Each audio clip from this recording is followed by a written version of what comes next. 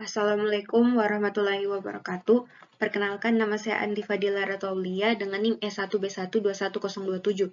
Di sini saya akan mempresentasikan mengenai tugas MIT Sejarah Arsitektur, yaitu Arsitektur Karolingian dan Romanes. Yang pertama, sejarah arsitektur Karolingian.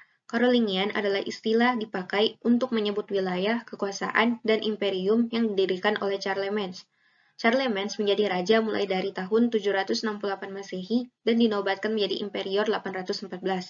Dinasti Charlemagne berkuasa hingga abad 20, dan wilayah berkuasanya meliputi Prancis, Jerman, dan Belanda.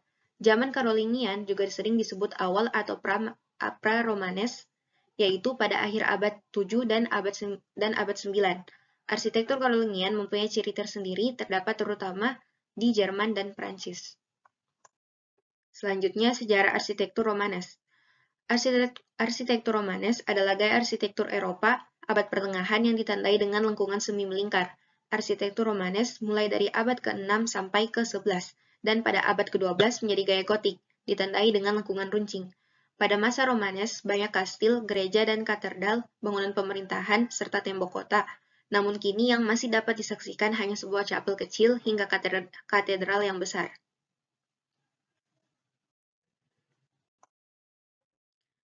Selanjutnya, karakter arsitektur Romanes. Arsitektur Romanes dikenal dengan kualitasnya yang masif, dinding tebal, lingkungan bulat, tiang kokoh, kubah pangkal pamas, menara besar, dan arkade dekoratif. Ya, dan setiap bangunan memiliki bentuk yang jelas, seringkali merupakan rencana yang sangat teratur dan simetris. Yang pertama itu karakteristik dinding arsitektur Romanes. Dinding bangunan Romanes seringkali memiliki ketebalan yang sangat besar dengan bukaan sedikit dan relatif kecil. Bahan bangunannya sangat berbeda di seluruh Eropa, bergantung pada tradisi batu dan bangunan setempat. Yang kedua, piers. Dalam arsitektur Romanes, piers sering digunakan untuk mendukung lengkungan. Mereka yang terbuat dari batu umumnya memiliki ukiran kapitals. Yang ketiga, kolom. Di sebagian besar wilayah Eropa, kolom Romanes sangat besar karena mereka menopang dinding tebal bagian atas dengan jendela kecil dan terkadang kubah-kubah tebal. Metode konstruksi yang paling umum adalah membangunnya dari selindir batu yang disebut drum. Yang keempat, capitals. Di Eropa Utara, capitals umumnya memiliki kemiripan yang jauh lebih mirip dengan seluk-beluk iluminasi manuskrip daripada klasikal. Di beberapa bagian Prancis dan Italia ada hubungan kuat capitals Bizantium, sementara beberapa bergantung pada ilustrasi naskah dari adengan dan penggambaran Alkitab tentang binatang buas dan monster. Ada pula adegan-adegan yang menakjubkan dari legenda orang-orang kudus setempat. Yang kelima, alternation. Karakteristik umum bangunan Romawi terjadi baik di gereja-gereja dan di arkade yang memisahkan ruang interior istana yang luas, merupakan alternasi antara piers dan kolom. Dan yang keenam, jendela. Arsitektur Romanes mempunyai jendela yang berukuran kecil dan bertujuan agar dinding tidak roboh apabila jendela terlalu besar. Selanjutnya, arches. Arches pada bangunan Romanes membentuk suatu lengkungan bulat. Arches dapat 13 berfungsi sebagai bukaan pintu maupun jendela. Dan arkade. Arkade merupakan deretan arches yang terdapat pada eksterior maupun interior. Terdapat blind arkade di mana arkade ini tidak berfungsi sebagai bukaan dan hanya sebagai dekoratif. Selanjutnya, vault and roof. Mayoritas bangunan memakai atap dari kayu dengan penopang sederhana berbentuk tie beam atau king post. Dalam kasus atap kasal terikat, kadang dilapisi dengan langit-langit kayu. Di bangunan gereja, biasanya lorongnya memiliki kubah dan atapan kayu. Dan vaults. Di arsitektur Romanes mempunyai 3 vaults yang sering ditemui, yaitu barrel vault, groin vault, dan rib vault. Barrel vault adalah kubah barel di mana satu permukaan melengkung meluas dari dinding ke dinding. Contohnya, nave sebuah gereja. Barrel vault umumnya membutuhkan dukungan dinding padat atau dinding di mana jendelanya sangat kecil. Yang kedua, groin vault. Kubah-kubah groin sering terjadi di bangunan Romanes kuno, dan juga untuk kubah yang kurang terlihat dan lebih kecil di bangunan selanjutnya, terutama di aisles. Sebuah kubah groin hampir selalu berbentuk persegi dan terbuat dari dua kubah tangga yang berpotongan pada sudut siku-siku. Dan yang ketiga, ribbed vault. Di dalam kubah ribbed, tidak hanya ada rusuk yang membentang daerah berkubah melintang, tapi masing-masing rib berkubah memiliki rusuk diagonal. Tulang rusuknya adalah anggota struktur, dan ruang di antara keduanya bisa diisi dengan bahan yang tidak ringan dan tidak struktural. Selanjutnya, portals. Portal pada arsitektur Romanes menjadi fokus pada fasad bangunan, khususnya gereja. Portal itu sendiri terdiri dari timpanium, merupakan permukaan dinding dekoratif setengah lingkaran atau segitiga di atas pintu masuk, pintu atau jendela, dan dibatasi oleh lintel dan arches. Yang kedua, archivolt, sebuah cetakan ornamen atau band mengikuti kurva di bagian bawah arches. Selanjutnya, fusoid. Fusoid merupakan unsur berbentuk baji, biasanya berupa batu yang digunakan dalam membentuk lengkungan atau kubah. Dan lintel. Lintel merupakan blok horizontal struktural yang membentang ruang atau membuka antara dua penopang vertikal. Ada pula jamb, yaitu idepos atau lapisan pintu atau apertur lainnya. Trumeau, yaitu bagian dinding atau pilar di antara dua bukaan, terutama sebuah pilar yang membelah sebuah pintu besar di sebuah gereja.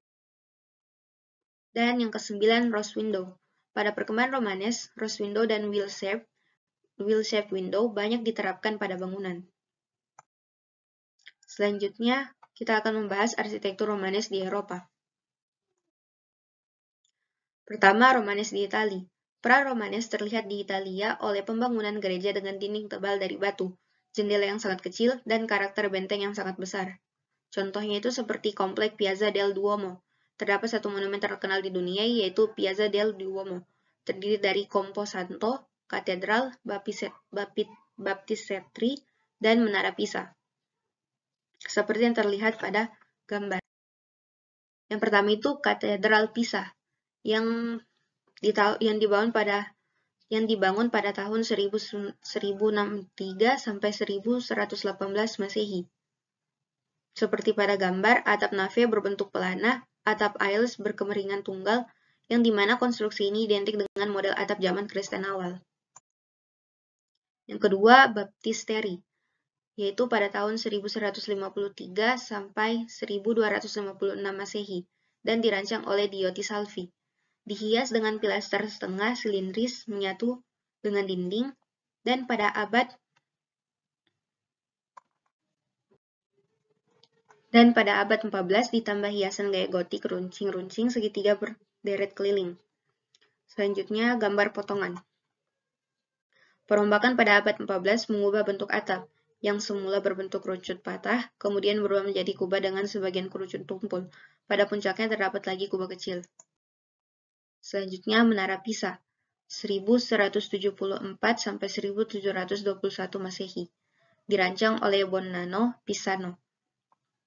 Penyebab kemiringan Menara Pisa ini masih diperdebatkan. Ada yang memperkirakan karena kerusakan pondasi, dan ada pula yang berpendapat karena tanahnya mengalami penurunan.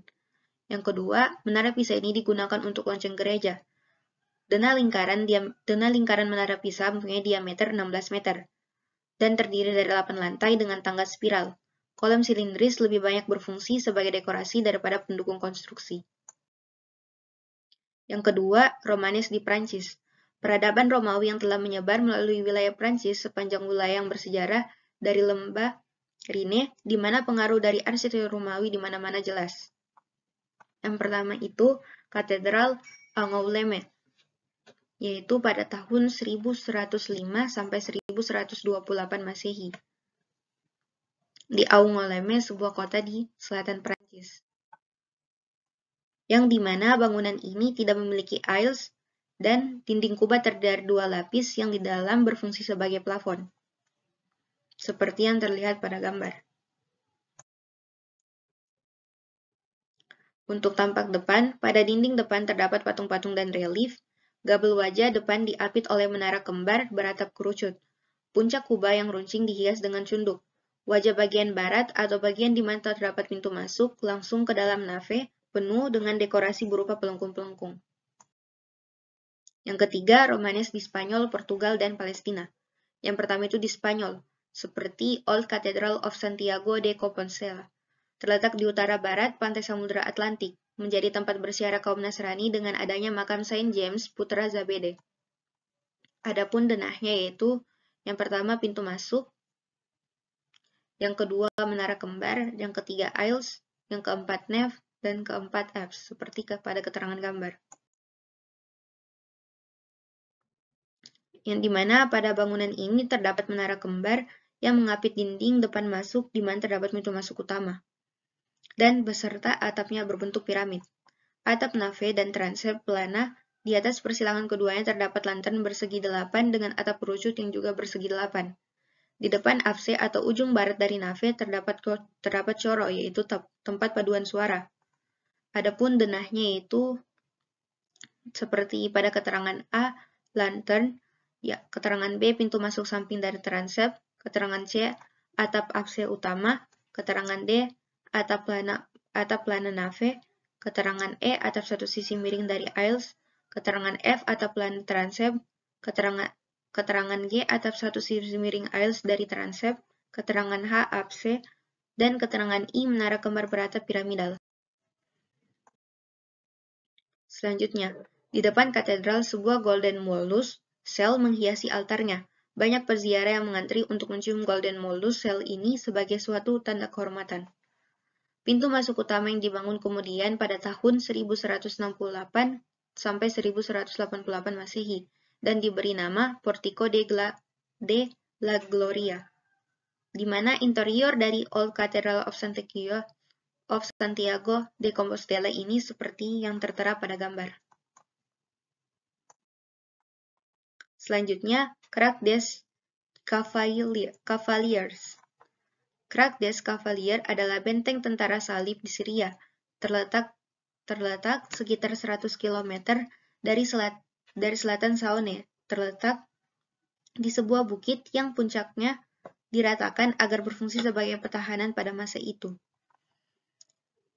Bangunan ini mempunyai 2 lapis benteng pertahanan di dalam lebih tinggi dari yang di luar. Di antara dinding terdapat parit dan lereng yang curam. Di benteng lapisan luar terdapat bastion, yaitu konstruksi menjorok keluar dari dinding benteng untuk meletakkan persenjataan berat, dan penampang bastion terbentuk setengah silindris. Yang keempat, Romanes di Inggris dan Skandinavia. Yang pertama itu ada kompleks Istana Windsor pada abad 9. Konstruksi dinding dari batu dan tebal, hampir di setiap sudut yang strategis dibuat bastion menjorok keluar dan membentuk silinder, dan pada sebagian atas dinding terdapat battlement. Dan ini adalah bedana dari kompleks Istana Windsor itu sendiri.